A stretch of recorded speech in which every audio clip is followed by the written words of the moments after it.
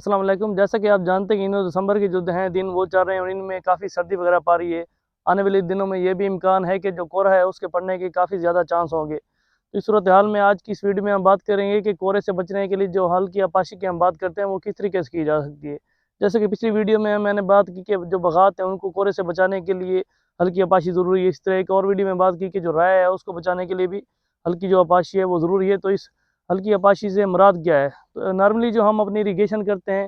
तो उसमें ये होता है कि हम अपनी फ्लड इरिगेशन करते हैं जिसमें हम क्यारा जो है उसका मुंह खोल देते हैं और सारा जो क्यारा हमारा होता है उसको पानी की भारी मिकदार से भर देते हैं।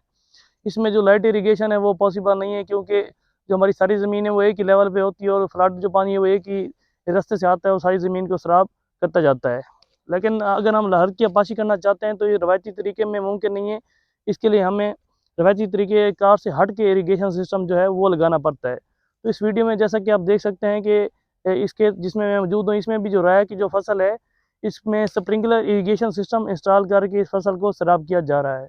तो स्प्रिंकलर इरिगेशन जो सिस्टम है ये किस तरह से लाइट इरिगेशन जो हल्की आपाशी को सपोर्ट करता है उस पर हम बात करते हैं।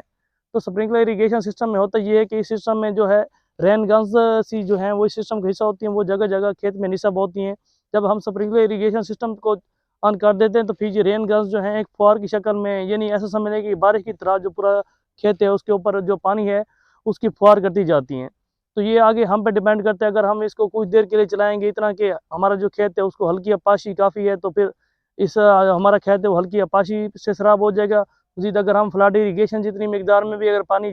देना चाहते हैं तो उसके लिए ये है कि हम जितनी ज़्यादा देर जो अपना सिस्टम है वो चला के रखेंगे तो उसको फ्लड इरिगेशन जो बारिश पानी जो है उसकी दस्तियाबी हो जाएगी। तो इस सिस्टम का फ़ायदा ये है कि जैसे हमारी राई की फसल है, जब हम बात करते हैं कि कोहरे की जितनी रातें हर रात में जो राई की फसल है या कोहरे के जितने दिन हैं हर दिन में रात में जो हमारे बागात हैं उनको सराब किया जाए तो हल्की आपाशी के ज़रिए, तो एक किसान के लिए मुमकिन नहीं है कि जो फ्लड इरिगेशन के जो मौजूदा अखराजात हैं वो पूरे सीज़न में अगर एक फसल को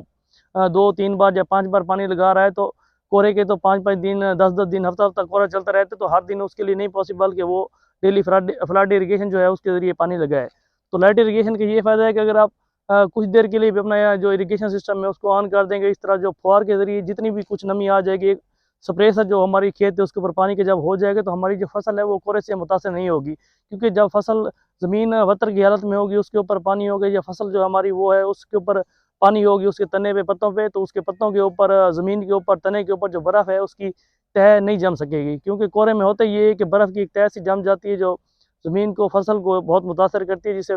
बहुत ज़्यादा पैदावारी नुकसान होता है। तो इसी तरह हमारे जो बागात हैं उनमें भी यही होता है कि कोहरा जो है उससे बचने के लिए डेली आपाशी की हम कर तो देते हैं एडवाइस, लेकिन वो किसान के लिए मुमकिन नहीं होती। तो इसलिए अगर हम जो स्प्रिंकलर इरिगेशन सिस्टम है इस तरह का सिस्टम अगर हम इंस्टॉल कर सकें तो रया जो या कैनोला है उसकी जो फसल बहुत से किसान इस वजह से घबराते हैं कि इनमें जो कोहरे से बहुत ज़्यादा नुकसान होता है। लेकिन अगर हम इस तरह का सिस्टम इंस्टॉल कर लेंगे तो बहुत कम खर्चे में हम अपनी फसल को मुकम्मल तौर पर कोहरा जो है उससे महफूज कर सकेंगे। इस तरह से जो राया की फसल है ये भी एक गंदम की तरह मुस्तहकम फसल बन सकेगी जिसमें नुकसान का कोई चांस नहीं होगा।